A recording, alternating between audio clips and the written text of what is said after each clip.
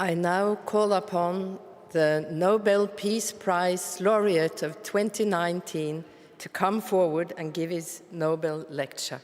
Prime Minister.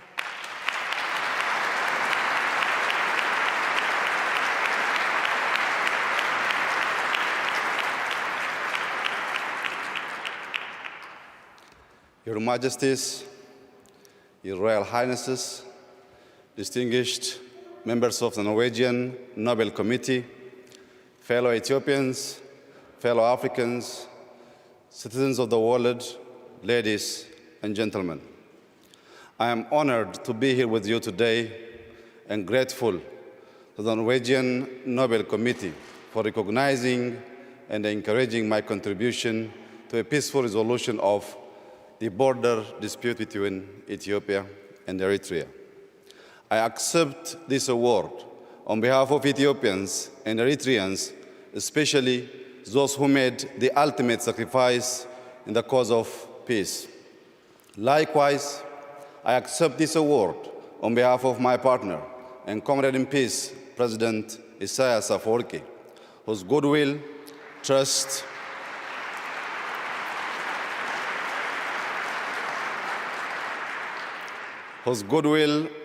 and commitment were vital in ending the two-decade deadlock between our countries. I also accept this award on behalf of Africans and citizens of the world for whom the dream of peace has often turned into a nightmare of war. Today, I stand here in front of you talking about peace because of faith. I crawled my way to peace through the dusty trenches of war years ago. I was a young soldier when war broke out between Ethiopia and Eritrea. I witnessed firsthand the ugliness of war in frontline battles. There are those who have never seen war but glorify and romanticize it. They have not seen the fear. They have not seen the fatigue. They have not seen the destruction or heartbreak, nor have they felt the mournful impotence of war after the carnage. War is the epitome of hell for all involved. I know because I have been there and back. I have seen brothers slaughtering brothers on the battlefield. I have seen older men, women, and children trembling in terror under the deadly shower of bullets and artillery shells. You see, I was not only a combatant in war, I was also a witness to its cruelty and what it can do to people. War makes for bitter men, heartless and savage men. 20 years ago, I was a radio operator attached to an Ethiopian army unit in the border town of Badme. The town was the flashpoint of the war between the two countries. I briefly left the Foxwell in the hopes of getting a good antenna reception. It took only but a few minutes, yet upon my return, I was horrified to discover that my entire unit had been wiped out in an artillery attack. I still remember my young comrade in arms who died on that ill-fated day. I think of their families too. During the war between Ethiopia and Eritrea, estimated 100,000 soldiers and civilians lost their lives. The aftermath of the war also left untold numbers of families broken. It also permanently shattered communities on both sides. Massive destruction of infrastructure further amplified the post-war economic burden. Socially, the war resulted in mass displacements, loss of livelihoods, deportation, and denationalization of citizens. Following the end of active armed conflict in June 2000, Ethiopia and Eritrea remained deadlocked in stalemate of no war, no peace for 2 decades. During this period, families were split over borders, unable to see or talk to each other for years to come. Tens of thousands of troops remained stationed along both sides of the border. They remained on edge, as did the rest of the country and region. All were worried that any small border clash would flare into a full-blown war once again. As it was, the war and the stalemate that followed were a threat for regional peace, with fears that a resumption of active combat between Ethiopia and Eritrea would destabilize the entire Horn region. And so, when I became Prime Minister about 18 months ago, I felt in my heart that ending the uncertainty was necessary. I believed peace between Ethiopia and Eritrea was within reach. I was convinced that the imaginary wall separating our two countries for much too long needed to be torn down. And in its place, a bridge of friendship, collaboration, and goodwill has to be built to last for ages. That's how I approached the task of building peace, a peace bridge with my partner, President Isaias Afwerki. We were both ready to allow peace to flourish and shine through. We resolved to turn our swords into plowshares and our spears into pruning hooks for the progress and prosperity of our people. We understood our nations are not enemies, and instead we were victims of the common enemy called poverty. We recognized that while our two nations were stuck on all the grievances, the world was shifting rapidly and leaving us behind. We agreed we must work cooperatively for the prosperity of our people and our region. Excellencies, ladies and gentlemen, today we are reaping our peace dividends. Families separated for over 2 decades are now united. Diplomatic relations are fully restored. Air and telecommunication services have been reestablished, and our focus has now shifted to developing joint infrastructure projects that will be a critical lever in our economic ambition. Our commitment to peace between our two countries is ironclad. One may wonder how it is that a conflict extending over 20 years can come to an amicable resolution. Allow me to share with you a little about the beliefs that guide my actions for peace. I believe that peace is an affair of the heart. Peace is a labor of love. Sustaining peace is hard work, yet we must cherish and nurture it. It takes a few to make war, but it takes a village and a nation to build peace. For me, nurturing peace is like planting and growing trees. Just like trees need water and good soil to grow, peace requires unwavering commitment, infinite patience, and goodwill to cultivate and harvest its dividends. Peace requires good faith to blossom into prosperity, security, and opportunity. In the same manner, trees absorb carbon dioxide to give us life and oxygen. Peace has a capacity to absorb the suspicion and doubt that may cloud our relationship. In return, it gives back hope for the future, confidence in ourselves, and faith in humanity. The humanity I speak of is within all of us. We can cultivate and share it with others if we choose to remove our masks of pride and arrogance.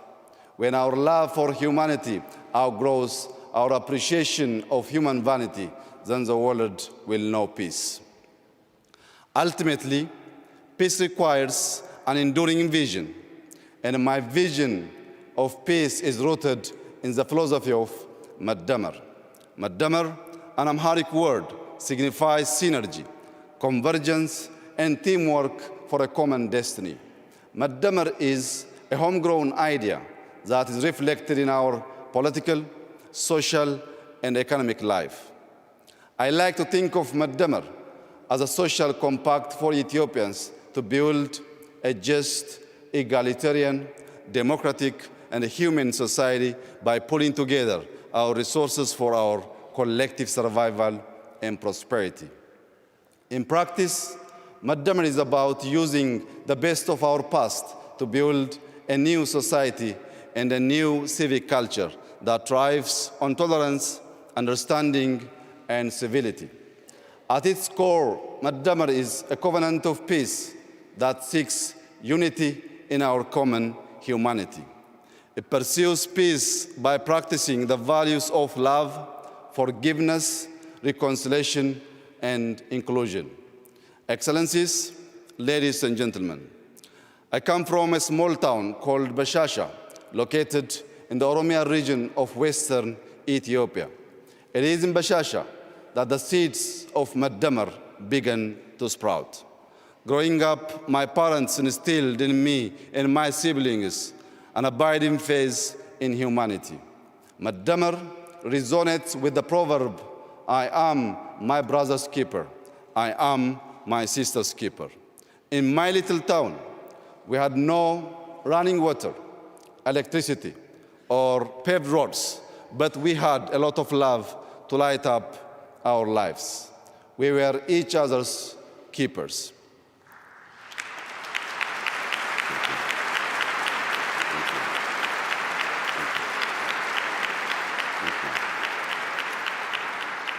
Faith, humility, integrity, patience, gratitude, tenacity, and cooperation, of course, are like a mighty stream.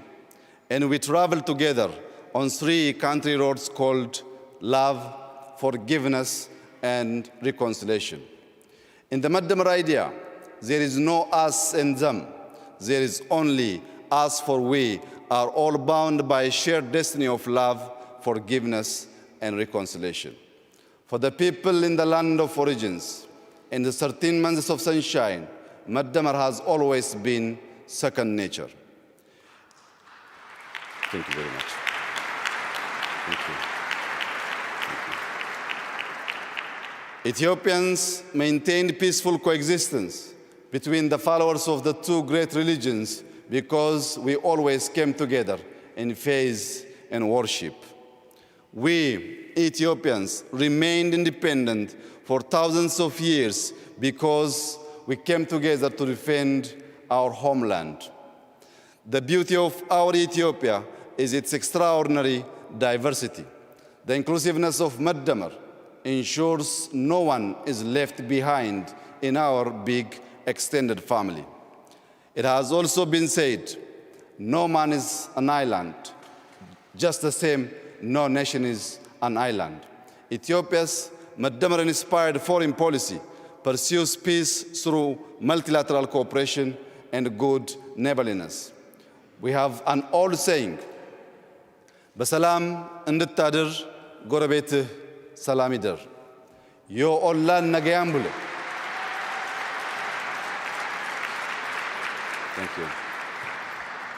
ዮ ኦላን ነገያም ብለ ነጋም ብለኒ It is a saying. Thank you. It is a saying shared in many African languages, which means for you to have a peaceful night, your neighbor shall have a peaceful night as well. The sense of this proverb guides the strengthening of relations in the region. We now strive to live with our neighbors in peace and harmony. The Horn of Africa today is a region of strategic significance. The global military superpowers are expanding their military presences in the area. Terrorist and extremist groups also seek to establish a foothold. We don't want the Horn to be a battleground for superpowers nor a hideout for the merchants of terror and brokers of despair and misery. We want the Horn of Africa to become a treasury of peace and progress. Indeed, we want the Horn of Africa to become the horn of plenty for the rest of the continent. Excellencies, ladies and gentlemen, as a global community, we must invest in peace. Over the past few months, Ethiopia has made historic investments in peace, the returns of which we will see in years to come. We have released all political prisoners.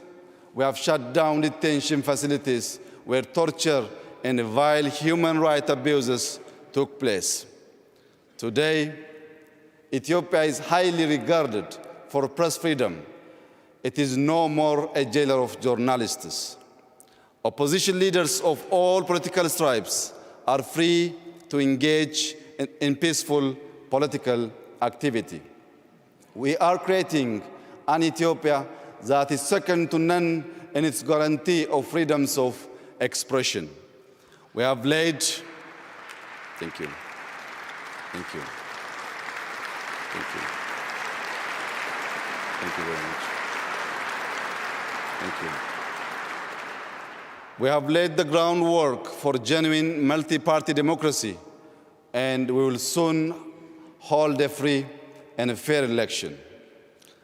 I truly believe peace is a way of life, war a form of death and destruction. Peacemakers must teach peacebreakers to choose the way of life. To that end, we must help build a world culture of peace. But before there is peace in the world, there must be peace in the heart and mind. Thank you.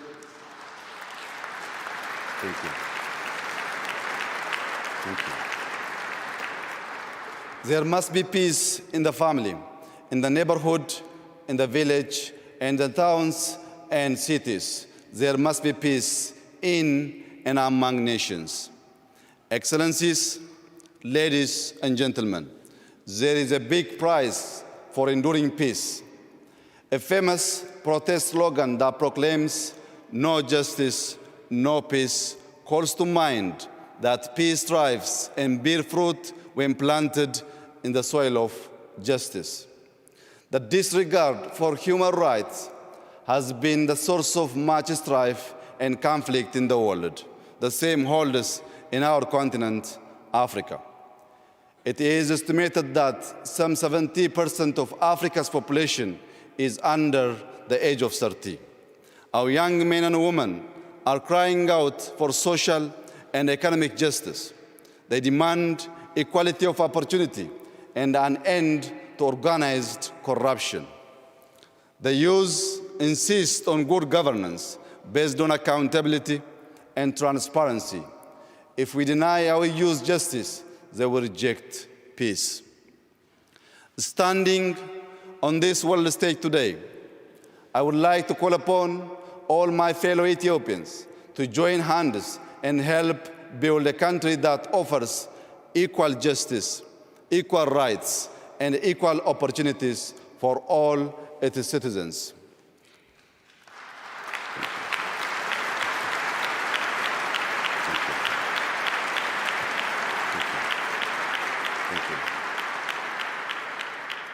I would like to specially express that we should avoid the paths of extremism and division powered by politics of exclusion. Our accord hangs in the balance of inclusive politics. The evangelists of hate and division are wreaking havoc in our society using social media.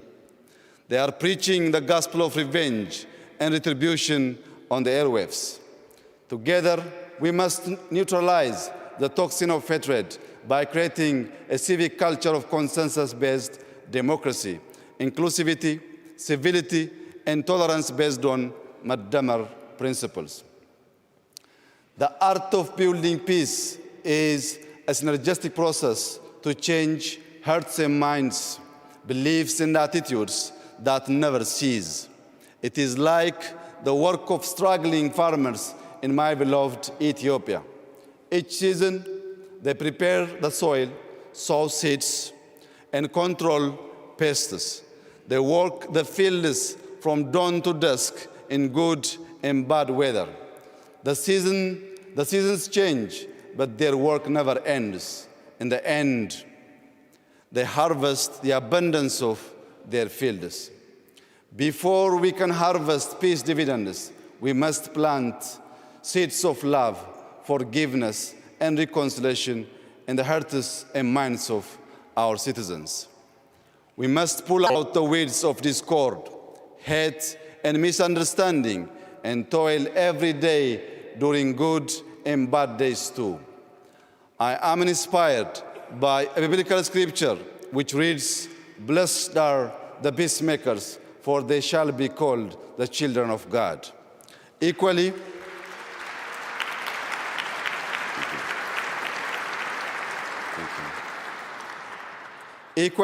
I am also inspired by Holy Quran verses which reads, "Humanity is but a single brotherhood, so make peace with your brethren."